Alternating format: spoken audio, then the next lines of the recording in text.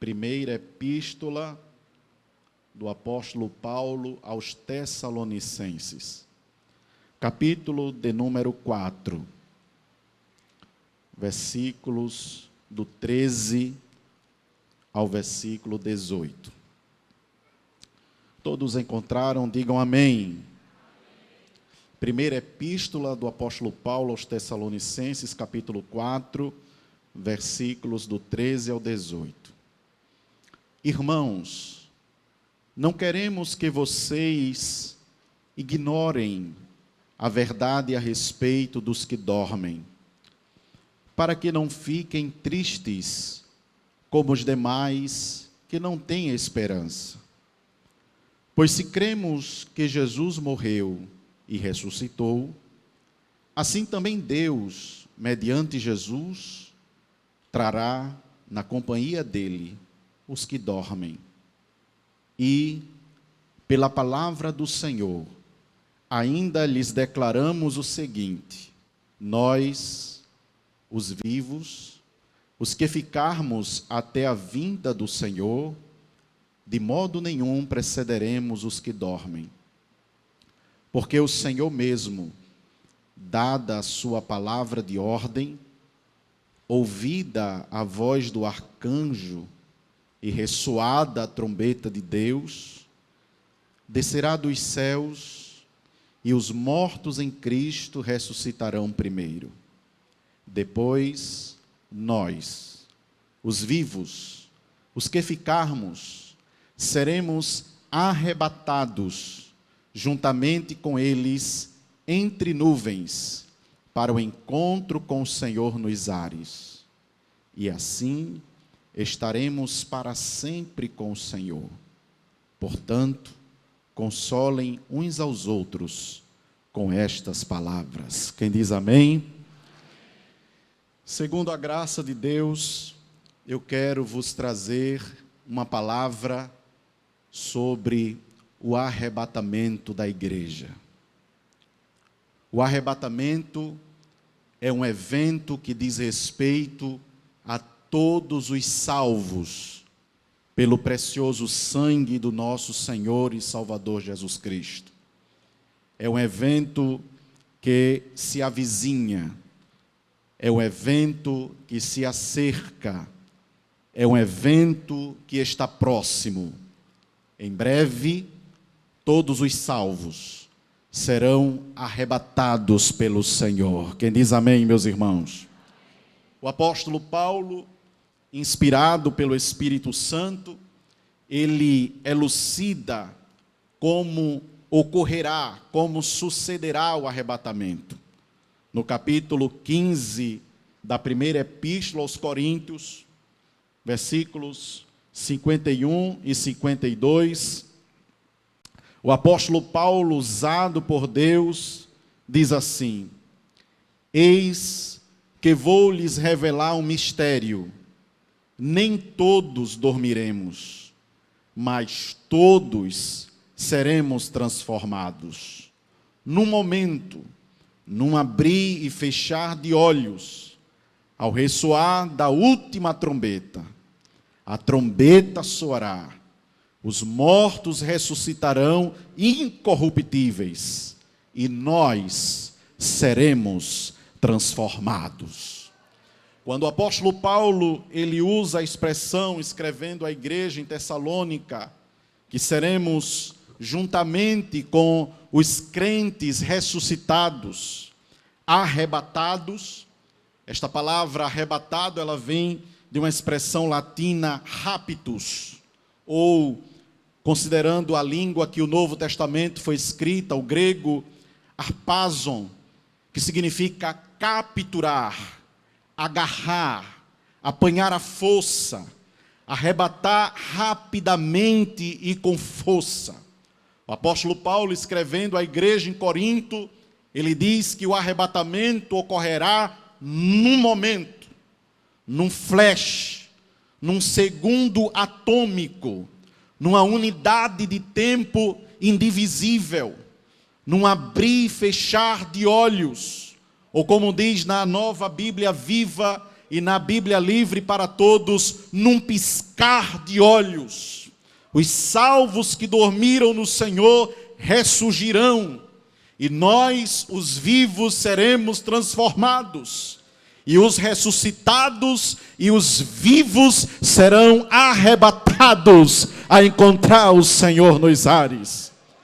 Todos os crentes ressurretos, como os que serão transformados, serão arrebatados em um instante, em um momento, em um piscar de olhos. O apóstolo Paulo, ele faz alusão à última trombeta. Ele diz que a trombeta soará, a trombeta será ressoada, a trombeta dará o seu sonido. O apóstolo Paulo, escrevendo aos Coríntios, ele diz que será a última trombeta. Me parece aqui, meus irmãos, que o apóstolo Paulo, ele invoca um contexto tanto do Antigo Testamento como no Novo Testamento. No Antigo Testamento, as trombetas eram soadas para reunir o povo de Deus. No Antigo Testamento, as trombetas eram soadas na coroação de um rei. No Novo Testamento, as trombetas eram soadas quando um monarca chegava em uma cidade. Assim será na vinda de Jesus para arrebatar a igreja. A última trombeta será soada, aleluia, marcando o fim da dispensação da graça. A trombeta vai soar. O pastor Napoleão Falcão, ele diz que só os ouvidos afinados pelo diapasão do Espírito Santo ouvirão o som da última trombeta. Eu estou vendo aqui vários salvos por Cristo, lavados e remidos pelo sangue vertido na cruz. Você, meu irmão e minha irmã, ouvirá o som da última trombeta, que pode soar hoje, pode soar esta noite, pode soar daqui para o final deste culto, pode soar esta madrugada ou no raiar do dia, mas a trombeta vai soar. O apóstolo Paulo, meus irmãos, escrevendo ainda à igreja em Tessalônica, aos Tessalonicenses, no capítulo 1 da sua primeira epístola, e o versículo de número 10, ele diz à igreja, e esta mensagem é para a igreja de todas as eras, de todas as gerações: e para aguardar dos céus o seu Filho, a quem ele ressuscitou dentre os mortos, a saber, Jesus, que nos livra da ira vindoura. Nós sabemos que há 3 correntes teológicas que falam sobre o arrebatamento da igreja diante da grande tribulação. A corrente pós-tribulacionista, ela diz que o arrebatamento ocorrerá após os 7 anos da grande tribulação, ou após a grande tribulação. Os midi-tribulacionistas, eles dizem que o arrebatamento ocorrerá no meio da grande tribulação, no final dos primeiros 3 anos e meio. Eles confundem a última trombeta com a 7ª trombeta que será soada no Apocalipse. Mas nós somos pré-tribulacionistas. E por que somos pré-tribulacionistas? Porque nós cremos, à luz da palavra de Deus, que a igreja não passará pela grande tribulação. A igreja será raptada, a igreja será capturada, a igreja será arrancada deste mundo antes da grande tribulação. Você pode dar glória a Deus por isto, meus irmãos? E nós temos a evidência escriturística para afirmar isto. Em primeiro lugar, depois do arrebatamento, virá o dia do Senhor, um tempo de sofrimento sobre os ímpios. No Evangelho de acordo com Mateus capítulo 24 e o versículo de número 21, Jesus vaticinou dizendo que haveria uma grande aflição, como nunca houve na face da terra e nunca mais haverá. E porque nós cremos que a igreja não passará pela grande tribulação, primeiro o apóstolo Paulo ele diz que Jesus nos livrará da ira vindoura. A ira de Deus será derramada na grande tribulação. A igreja não é alvo da ira de Deus. A igreja não é alvo da ira do Cordeiro, porque a igreja é a noiva. Ela é alvo do amor de Deus, da misericórdia de Deus, da graça de Deus. Portanto, à luz da palavra, podemos dizer que antes da grande tribulação, o arrebatamento acontecerá. Olhando para o livro do Apocalipse, de maneira panorâmica, nós podemos perceber que a grande tribulação, ela começará com a abertura do primeiro selo, no capítulo 6 do livro do Apocalipse, e vai até o capítulo de número 18.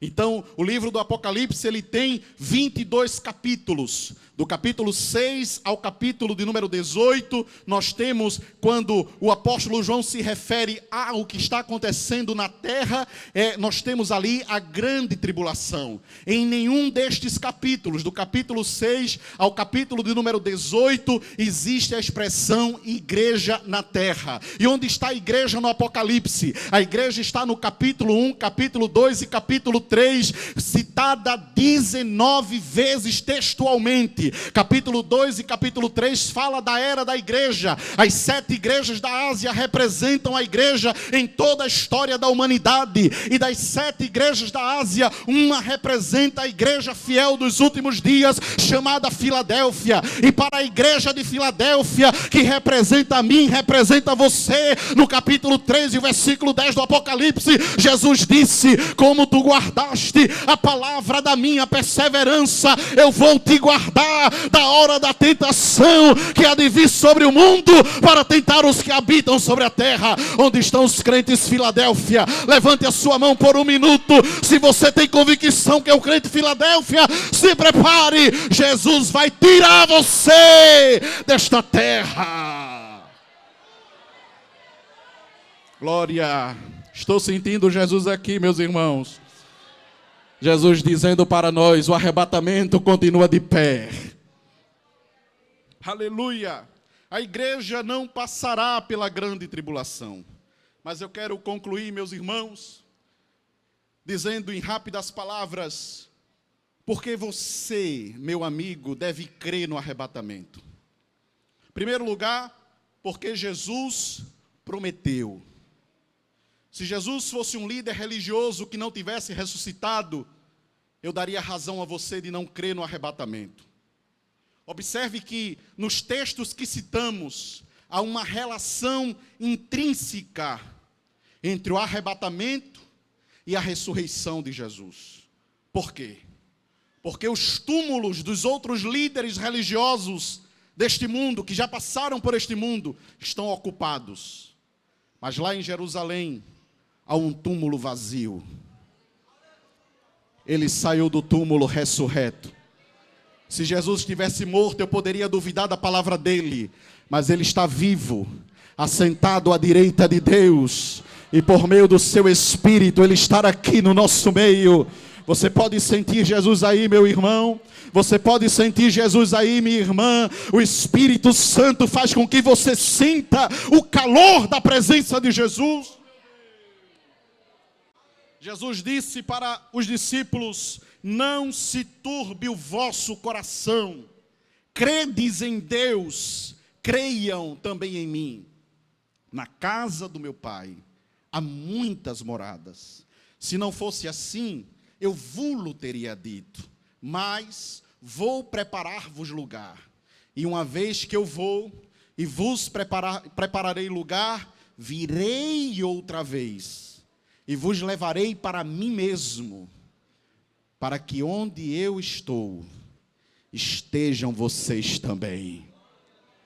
Jesus disse no capítulo 5, versículos 21, 22, 25, 27, 28 e 29 de João: virá o dia em que os mortos ouvirão a voz do Filho de Deus, e os que ouvirem viverão.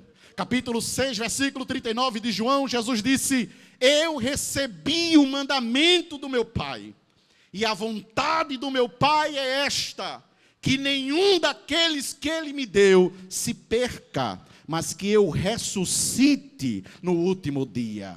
O profeta Daniel, quase 7 séculos antes de Jesus, ele disse: muitos que estão no pó voltarão à vida, uns para a vida eterna, outros para desprezo e horror eterno. Porque sabemos que o arrebatamento da igreja está próximo. Primeiro, porque os sinais são eloquentes. E eu quero destacar apenas alguns sinais que comumente não prestamos atenção. Em primeiro lugar, que Jesus disse que a geração do arrebatamento seria como a geração pré-diluviana. Se você olhar a geração pré-diluviana, ela está no capítulo 6 do livro do Gênesis. Como era aquela geração? Era uma geração que causou tristeza no coração de Deus. Causou tristeza na alma de Deus. E por que isto? A Bíblia diz ali, Moisés, inspirado por Deus, que todo o pensamento da geração pré-diluviana era continuamente mau. A ponto de Deus dizer: o meu espírito não continuará agindo no homem. A geração pré-diluviana era uma geração do prazer, da violência, do ilícito. Nós vivemos um contexto que esta geração imita a geração pré-diluviana. A licenciosidade, a iniquidade, o pecado, a corrupção, a violência, a inversão de valores. Esta geração é a geração do arrebatamento. Não é a geração que vai subir, é a geração que é um sinal do contexto que Jesus disse: como foi nos dias de Noé, assim será na vinda do Filho do Homem. Mas eu louvo a Deus, porque enquanto existe uma geração chafurdando na lama do pecado, Deus levantou uma geração eleita, um sacerdócio real, uma nação santa, um povo adquirido para anunciar as virtudes daquele que nos chamou das trevas para a sua maravilhosa luz. Porque cremos que esta é a geração do arrebatamento, por causa da multiplicação do pecado e o arrefecimento do amor. Quando Jesus falou do esfriamento do amor, Ele não disse só em alguns que professam a fé. Ele disse na humanidade como um todo. Hoje nós temos movimentos que aplaudem o desprezo à vida, o aborto, a morte. Esta é a geração que vai acontecer o arrebatamento. A geração que multiplica a iniquidade, que multiplica o pecado, que esfriou no amor. Esta é a geração. Mas cremos, nós não vamos afundar neste navio. O nosso capitão está chegando para nos resgatar e nos levar para as mansões celestiais. Levante a sua mão para dar glória a Deus esta noite. Nós cremos que o arrebatamento ocorrerá nesta geração por causa do florescimento da figueira. Jesus disse: observem a figueira. Quando os seus ramos estão tenros, quando já está brotando, vocês sabem que está chegando o verão. O verão, na linguagem profética, se refere à vinda de Jesus. Quem é a figueira? É Israel. O que é que Jesus quis dizer com a figueira, Israel florescendo? Não é só Israel assumindo um protagonismo político no cenário mundial, mas um protagonismo profético. Israel é o termômetro das profecias. Olhemos para Israel com seriedade. Israel está indicando: Jesus está chegando, Jesus está voltando, Jesus está vindo, Jesus vem pronto. Eu quero destacar um outro sinal, o sinal da apostasia. Paulo, escrevendo a Timóteo no capítulo 4, versículo 1 da sua primeira carta, ele diz que o Espírito expressamente diz que nos últimos dias apostatarão alguns da fé e darão ouvidos a espíritos enganadores e a ensino de demônios. Nunca vimos tanta apostasia no meio dito meio evangélico. Homens, jovens, mulheres, moças, que um dia louvaram a Deus e agora estão travestidos em outro ser, outra pessoa, a ponto de desconhecermos. Negaram tudo que era fé, negaram tudo que era igreja, negaram tudo que era palavra. Isto é o espírito de apostasia, está agindo, está operando, mas o Espírito preveniu a igreja. Paulo disse, o Espírito diz expressamente, o Espírito diz de forma inequívoca, o Espírito diz de forma clara e evidente, apostatarão alguns da fé, mas enquanto alguns abandonam a fé e jogam a Bíblia fora, nós abraçamos a Bíblia, nós abraçamos a fé, nós agarramos Jesus e dizemos a Ele, eu sou fraco e limitado, mas eu não te deixo, eu não te abandono. Eu quero encerrar esta palavra dizendo um último sinal da volta de Jesus, é o avivamento. A igreja que vai subir não será uma igreja fria, uma igreja apática, uma igreja morna. Pedro, aplicando a passagem do profeta Joel, ele diz, nos últimos dias, diz Deus, derramarei do meu espírito sobre toda a carne. Os vossos filhos profetizarão, os vossos jovens terão sonhos, os vossos velhos terão visões. Sobre os meus servos e sobre as minhas servas eu vou derramar do meu espírito. Eu creio, pastor Paulo, debaixo da autoridade da palavra, que está chegando aí um avivamento como nunca visto na igreja. Eu quero profetizar à luz da palavra, vem aí um derramamento do espírito. Crentes serão batizados, crentes serão cheios, crentes receberão dons. Jesus vai operar milagres de cura, Jesus vai operar milagres de ressurreição, Jesus operará milagres de libertação. Igreja de Jaboatão, eu venho como pregador do evangelho profetizar esta noite, vem um avivamento. A igreja do arrebatamento será uma igreja incendiada, a igreja do arrebatamento será uma igreja cheia do fogo, do fogo, do fogo, do fogo, do fogo do Espírito. Vem o avivamento aí. Eu quero perguntar, meu amigo, minha amiga, Jesus está vindo, Jesus está voltando. Eu já posso ouvir o som das harpas dos céus sendo dedilhadas. Eu já posso ouvir um movimento entre as cortes angelicais dizendo, está chegando a hora. Há um movimento nos céus para tirar a igreja deste mundo, mas antes o céu vai descer na igreja. Onde está a primeira? Ali está vindo uma vida para Jesus. Venha, meu filho. Onde está a segunda vida para Cristo? Onde está a segunda vida? Venha, um senhor, uma senhora, venha, meu filho, aleluia. Jesus te esperou por tanto tempo, venha, venha, em nome de Jesus. Ele está descendo ali da galeria, onde está a segunda alma para Cristo. Jesus quer te levar também para os céus, onde está uma segunda mão feliz, uma segunda vida, uma alma preciosa, uma criança, um adolescente, um jovem, uma família, um ancião, não importa a tua idade, a tua condição social. Venha a Cristo com os teus pecados, venha a Cristo com as tuas falhas, venha a Cristo com os teus defeitos, e Jesus estará aqui para perdoar a tua iniquidade. Onde está a segunda vida para Cristo?